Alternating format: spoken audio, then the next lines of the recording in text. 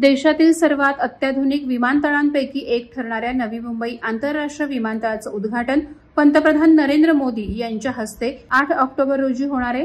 उद्घाटनानंतर काही दिवस विमानतळावर चाचणी स्वरूपातील उड्डाणं सुरू होतील। प्रत्यक्ष व्यावसायिक उड्डाणांची सुरुवात डिसेंबर महिन्यात होण्याची शक्यता व्यक्त केली जाते। सूत्रांनी दिलेल्या माहितीनुसार तिकीट विक्री ऑक्टोबरच्या अखेरीस सुरू होऊ शकते। सुरुवातीला देशांतर्गत उड्डाणांवर भर असेल। दिल्ली, कोलकाता, बेंगळुरू, पुणे यासारख्या मोठ्या शहरांना येथून थेट सेवा मिळेल। त्यानंतर पुढील टप्प्यात आंतरराष्ट्रीय उड्डाणांची भर घालण्यात येईल। दरम्यान विमानतळाच्या पहिल्या टप्प्याचं बांधकाम पूर्ण झालं असून त्यात एक टर्मिनल आणि एक रनवे समाविष्ट आहे। सुरुवातीला इथे प्रति तास 8 ते 10 विमानांचं उड्डाण आणि आगमन होणार असून पुढील काही महिन्यात मागणी वाढल्यास हे प्रमाण 20 ते 30 विमानांपर्यंत वाढवण्याचं नियोजन आहे। अधिकाऱ्यांनी सांगितलं की सर्व सुरक्षात्मक आणि तांत्रिक तपासण्या पूर्ण केल्यानंतर उड्डाणांना हिरवा कंदील मिळेल।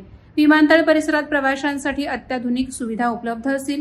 मुंबईच्या छत्रपती शिवाजी महाराज आंतरराष्ट्रीय विमानतळाप्रमाणेच या विमानतळावरही प्रवाशांना कनेक्टिंग फ्लाईट थेट इमिग्रेशन सुविधा मिळणार आहेत। त्यामुळे प्रवास अधिक सुकर होईल। या विमानतळामुळे मुंबई आणि नवी मुंबई परिसरातील प्रवाशांना मोठा दिलासा मिळणार असून रायगड आणि नवी मुंबईत आर्थिक आणि पर्यटनाचा नवा अध्याय सुरू होईल असा विश्वास व्यक्त करण्यात येतोय।